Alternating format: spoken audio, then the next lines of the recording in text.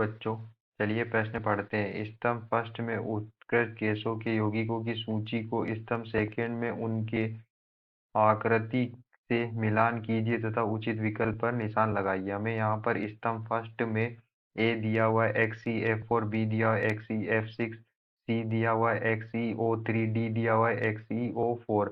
हमें यहाँ पर स्तंभ सेकंड में पहला दिया हुआ है विकृत अष्टफलकी, दूसरा दिया हुआ है चतुष्फलकी, तीसरा दिया हुआ है वर्ग समतली, चौथा दिया हुआ है त्रिकोणी पिरामिडी। और हमें यहाँ पर प्रश्न के 4 विकल्प दिए हुए हैं। यहाँ पर हमें स्तंभ फर्स्ट को स्तंभ सेकंड से मिलान करना है। तो चलिए अब हम प्रश्न की मुख्य अवधारणा देख लेते हैं। तो यहाँ पर हमारे प्रश्न की मुख्य अवधारणा क्या होती है? जीनोन जो होता है वो उत्कृष्ट गैस का एक यौगिक होता है जिसकी अधिकतम संयोजकता कितनी होती है? 8 होती है। तो यहाँ पर हमें जो इसके यौगिक या अणु दिए उनके क्या निकालना है? संकरण, क्योंकि संकरण से हम आकृति का पता लगा सकते हैं। और संकरण क्या होता है? जो सिग्मा बंध होते हैं उनकी संख्या प्लस लोन पेयर, जो लोन पेयर होते हैं उनकी संख्या को, उनकी लोन पेयर और सिग्मा बंध की संख्या के बराबर क्या होता है? हमारा संकरण होता है। और संकरण से ही हम जो है अणु या यौगिक की आकृति आकृति का पता लगा सकते हैं। तो चलिए हमें यहाँ पर जो स्तंभ ए में क्या दिया हुआ है? XeF4। XeF4 की आकृति क्या होती है? इसकी संरचना हम देखेंगे। संरचना से हम इसके सिग्मा बंध और लोन पेयर का पता लगा सकते हैं। और फिर हम इनके जो संकरण होगा उससे किसका पता लगा सकते हैं? आकृति का पता लगा सकते हैं हम संकरण से। तो यहाँ पर जो है 4 फ्लोरीन परमाणु जिनोन से सिग्मा बंध से जुड़े होते हैं और इस पर जो है 2 लोन पेयर भी उपस्थित होते हैं। तो हम देख सकते हैं कि यहाँ पर 1, 2, 3 और 4 सिग्मा बंध से फ्लोरीन परमाणु जुड़े हैं और 2 लोन पेयर उपस्थित है। तो कितना हुआ? कितना होगा? 4 2 6। और 6 के लिए जो संकरण होता है वो क्या होता है? 6 के लिए जो संकरण होता है वो होता है sp3d2। sp3d2 होता है। और अगर इस पे लोन पेयर नहीं होता और इसका संकरण sp3d2 होता है तो वो अष्टफलकी होता है। लेकिन इस पे क्या है? 2 लोन पेयर है, इसलिए इसका जो आकृति होगी वो क्या होगी? वो होगी वर्ग समतली। अगर हमारा संकरण sp3d2 आए और उसमें क्या हो? 2 लोन पेयर हो तो आकृति क्या होती है? वर्ग समतली होती है। चलिए अब हम बी देख लेते हैं। हमें जो बी दिया हुआ वो क्या है? XeF6। तो इसकी संरचना किस तरह से होती है? इसकी संरचना में जो है 6 सिग्मा बंध होते हैं जिससे प्रत्येक फ्लोरीन परमाणु जुड़ा होता है और इसमें जो है एक लोन पेयर भी उपस्थित होता है। तो हम यहाँ देख सकते हैं 1 2 3 4 5 और 6। इतने यहाँ पर जो है 6 सिग्मा बंध प्लस एक लोन पेयर उपस्थित है।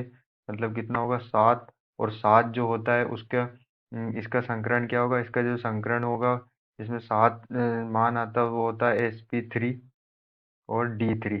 और sp3d3 जिसका संकरण आता है और उसमें क्या हो? एक लोन पेयर होता है तो उसकी जो आकृति होती है वो आकृति होती है विकृत अष्टफलकी। क्या होती है? विकृत अष्टफलकी कहते हैं। क्योंकि यहाँ पर क्या है? एक लोन पेयर है। हमारा जो संकरण है वो तो क्या है? इस यौगिक का sp3d3, लेकिन एक लोन पेयर की उपस्थिति के कारण इसकी आकृति क्या होती है? विकृत अष्टफलकी। चलिए अब हमें यहाँ पर सी में क्या दिया है? सी में दिया XeO3। XeO3। तो इसकी संरचना किस तरह से होती है? इसकी संरचना में डबल बॉन्ड से जो है तीनों ऑक्सीजन परमाणु जुड़े होते हैं और एक क्या होता है? लोन पेयर होता है। तो यहाँ पर डबल बॉन्ड में एक सिग्मा बंध एक पाई बॉन्ड होता है।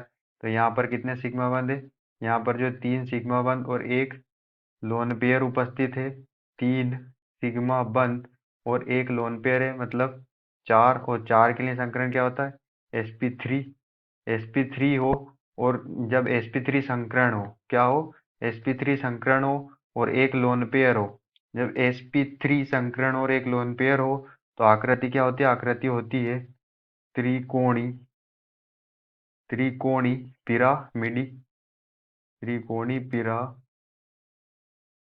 इसकी क्या होगी, आकृति होगी, क्योंकि इसका संकरण तो sp3 है, लेकिन इस पर एक लोन पेयर की उपस्थिति के होने के कारण इसकी आकृति त्रिकोणी पिरामिडी होती है।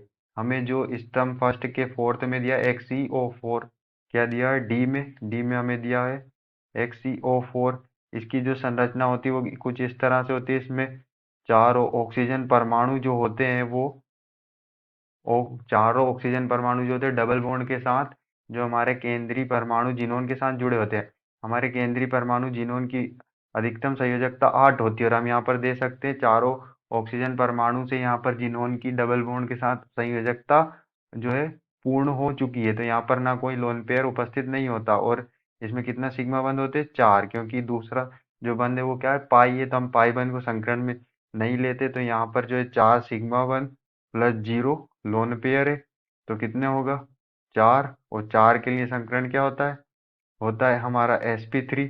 लेकिन यहाँ पर क्या है, कोई लोन पेयर उपस्थित नहीं है। जब संकरण sp3 हो और 0 लोन पेयर हो तो उसकी जो आकृति होती है वो क्या होती है, चतुष्फल की। क्या आकृति होती है उसकी, चतुष्फल की। तो हमने देखा कि अगर XeO3 है तो उसका संकरण क्या है, sp3, एक लोन पेयर उपस्थिति होने के कारण आकृति क्या है, त्रिकोणी पिरामिडी। XeO4 में उसका संकरण क्या होता है, sp3, लेकिन जीनो लोन पेयर है इसलिए चतुष्फल की। इसी तरह जो हमारा XeF4 है उसका संकरण क्या है, sp3d2, दो लोन पेयर उपस्थित होने के कारण वर्ग समतली। और जो हमारा XeF6 है उसका संकरण क्या है, sp3d3, लेकिन एक लोन पेयर उपस्थित होने के कारण विकृत अष्टफल की। तो हमें यहाँ पर देख सकते हैं हम, जो विकल्प डी में ए का थर्ड, बी का फर्स्ट, सी का फोर्थ और डी का सेकेंड। तो हमारा आंसर क्या होगा, हमारा आंसर होगा डी। विकल्प जो डी है वही क्या होगा, हमारा आंसर होगा। आशा करते हैं आपको समझ में आया होगा। धन्यवाद।